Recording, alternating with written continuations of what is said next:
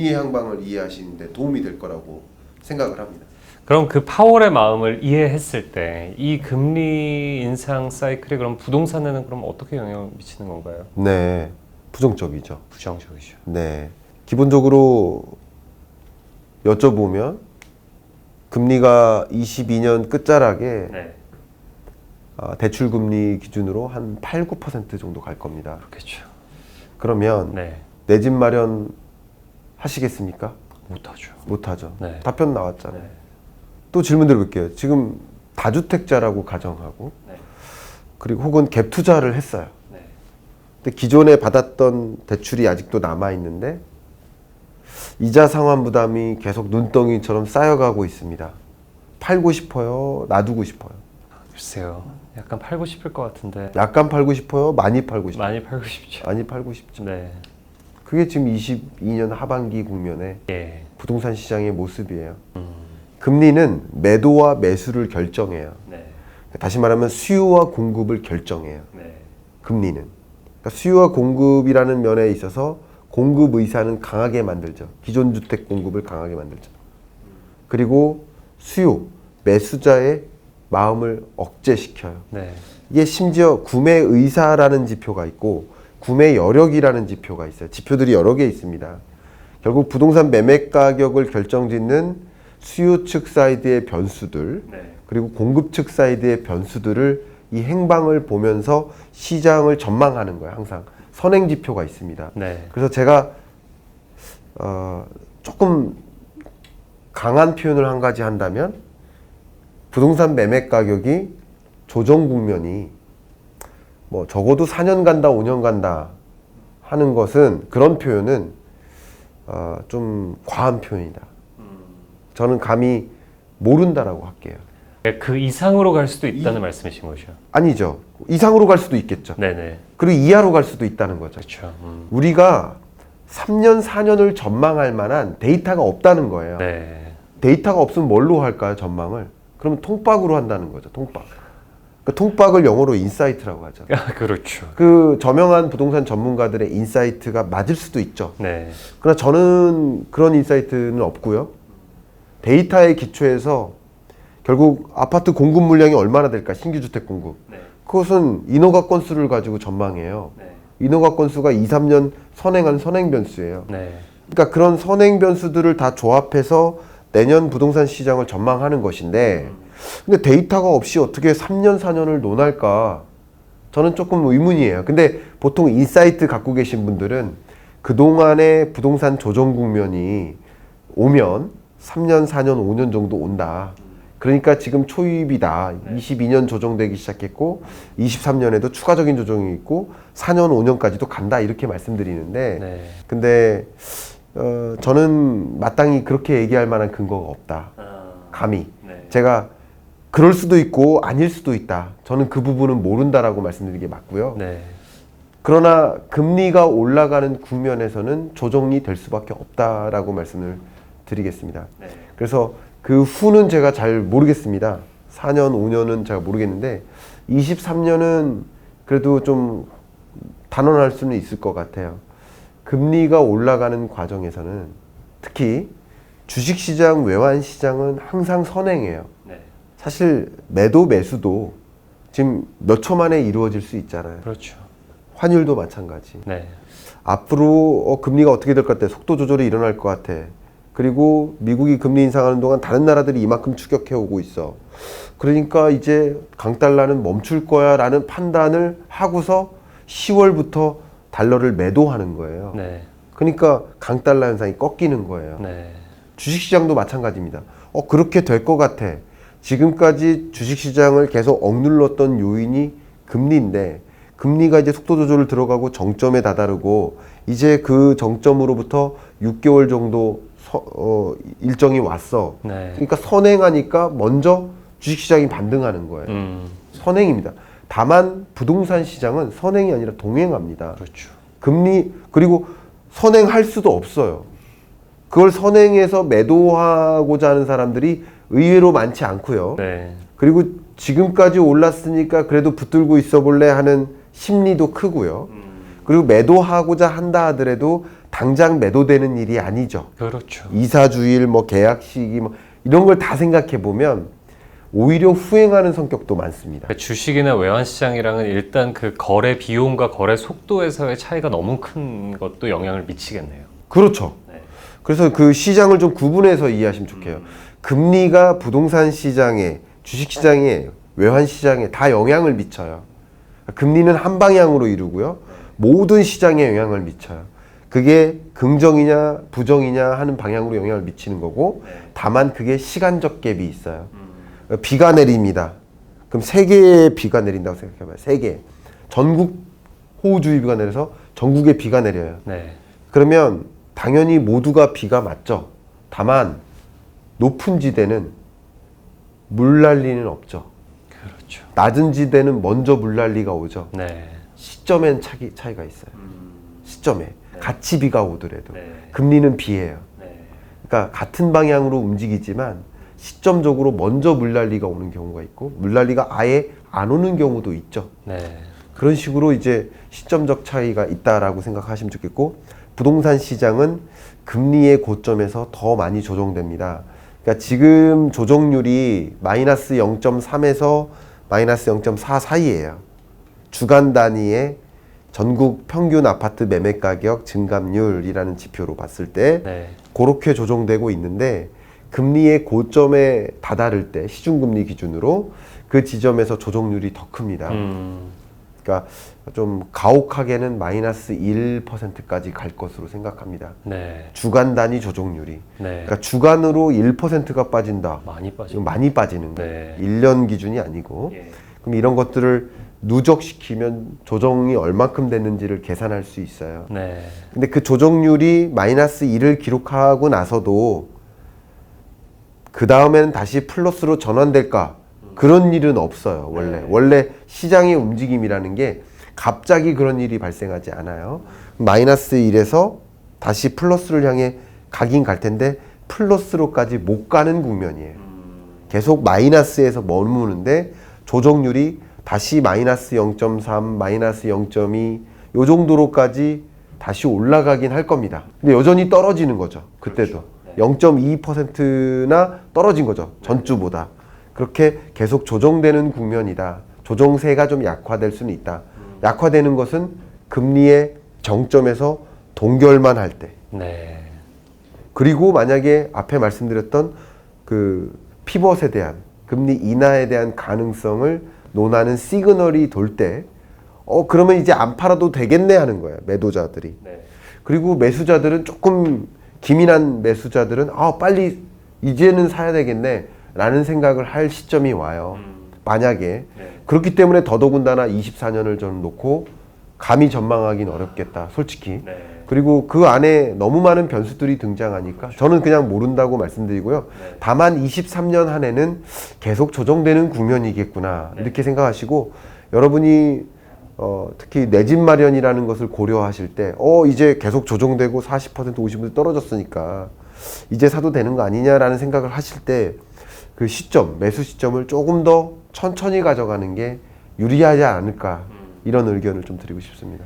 아니 안 그래도 오늘 계속 이제 좋은 말씀 많이 해주셨지만 네. 새 책을 이렇게 내주셨습니다. 네. 책에 대해서도 이제 책에 나오는 많은 내용을 거네요. 아니 뭐 계속 말씀을 해주셨는데 농담입니다. 네. 하여튼 이 책에 대해서 이 제목이 그레이트 리세션 네. 사실 굉장히 좀 대침체 예. 이런 뜻이잖아요. 네네.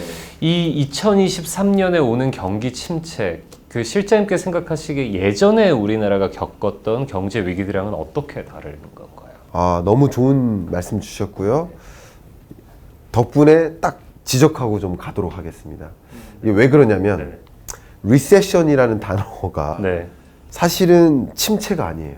리세션은 정확히 말씀드리면 둔화예요. 그렇죠. 그죠? 다만 이제 언론에서는 경기 둔화 온다 그러면 아무도 클릭 안 하잖아. 그죠? 네. 클릭 안 해요. 그렇죠. 네. 그걸 제가 이해하니까 말씀드리는 거예요. 네. 오해하지 마시고요. 네. 그래서 우리는 리세션이라는 단어를 주로 침체라고 번역하는 경향이 있어요. 그런데 이건 둔화고요. 네. 침체는 디프레션 이렇게 표현하는 게 맞고요. 아니 뭐 둔화나 침체나 어감만 다른 거지 그게 뭐 구분될 만한 주제냐 이렇게 질문하실 수도 있는데 예, 구분됩니다. 근데 아까 침체 시기를 접어들 거라고 하셨잖아요. 2023년. 그걸 말씀드리려고 해요. 네네. 좋은 말씀이세요. 일단 둔화는 플러스에서 제로를 향해 갈 때, 그리고 제로에서 마이너스로 꽂는 게 침체예요. 네. 이렇게 이해하시면 좋겠고요. 사이클상. 근데 어쨌든 둔화와 침체 이 기간을 다 하강 국면이라고 보는 거죠. 내려막길. 네. 근데 여전히 플러스를 까먹는 느낌이 둔화고, 제로에서 계속 마이너스로 계속 까먹는 느낌, 그런 거는 침체라고 볼 수 있는데, 제가 드리려고 했던 그 의중은 뭐냐면 아직 침체 안 왔다입니다. 네. 여러분 22년 경제 너무 어렵다 하시잖아요. 네. 제가 어려운 거 인정합니다. 굉장히 어렵고요. 복합 위기 맞고요. 네. 특히 경제 성장률로는 설명할 수 없는 개인들의 체감하는 그런 경기는 정말 더 안 좋습니다. 정말 못 살겠다 할 만한 그런 심정이고, 우리나라보다 더한 게 사실은 미국이에요. 네. 체감 경기는. 왜 그러냐면 물가가 너무 높아서요. 제가 이거 FMC 회의 때 미국에 가서 FMC 회의에도 가고 했는데, 그때 많은 이제 택시 기사분들이나 공원 앞에서 계시는 인파들과 계속 대화를 나눴는데, 어떠냐고, 요즘 경기 어떠냐고 이렇게 질문을 해요. 그러면 첫 답변이 F로 시작해요. 욕으로 시작합니다. 네. 진짜 그렇죠. 죽겠다. 네. 진짜 이 물가 때문에 죽겠다. 못 살겠다. 택시 기사들이, 제가 한 15명 정도, 10명에서 15명 정도 택시 기사분들을 만나면서 똑같은 질문을 계속했어요. 네. 다 투잡 튀고 있대요. 한 명도 빠짐없이, 제가 약속합니다. 한 명도 빠짐없이 다 투잡을 뛰고 있더라고요. 네. 그만큼 물가가 너무 가혹하다 보니까 이 소득 가지고는 삶을 영위할 수가 없어요. 그래서 투잡을 뛰고 있다라고 표현을 합니다.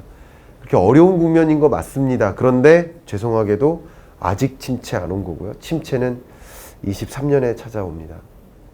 23년에 찾아오는 그 침체는 주로 채권발이에요. 네. 기업들이 채권을 발행해도 미매각이 발생해요. 미매각률이 저는 역사상 고점인 것 같아요.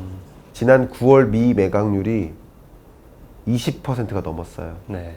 근데 21년 9월 0.1%가 안 돼요. 비교를 해보세요. 0.1과 2를 비교하는 것도 아니고 20을 비교. 20을 비교하자는 거예요, 지금. 네. 그렇게 그러니까 과거에는 기업들이 회사채를 딱 발행하면 투자자들이 다 와서 네. 안정적으로 이 수익률을 얻을 수 있겠네 하면서 투자자를 만날 수가 있었던 건데, 지금은 회사채를 발행해도 아무도 안 사간다는 거죠. 특히나 한전채마저도 미매각이 발생했죠. 그렇죠. 한국도로공사 미매각 됐어요. 네. 과천도시공사 미매각 됐어요. 공공성격의 이런 채권도 미매각되고 있는데, 트리플 A잖아요, 한전이. 그렇죠. 근데 하물며 뭐 AA-라든가 뭐 조금 미달한 우량채들이, 회사채들이 발행될 수 있을까요? 발행이 안 돼요. 네. 그럼 발행이 안 되면 자금 마련이 어렵죠. 근데 이때 문제가 발생하는 게 아니라 만기가 도래할 때 문제가 발생해요. 네. 회사채 만기. 회사채 만기가 한 54조 원 정도의 23년 상반기 만기가 도래돼요. 네. 근데 이 만기가 도래할 때 기업들은 또 다른 회사채를 발행해서 이걸 상환하는 방식이에요. 이걸 차환 거래라고 해요. 네.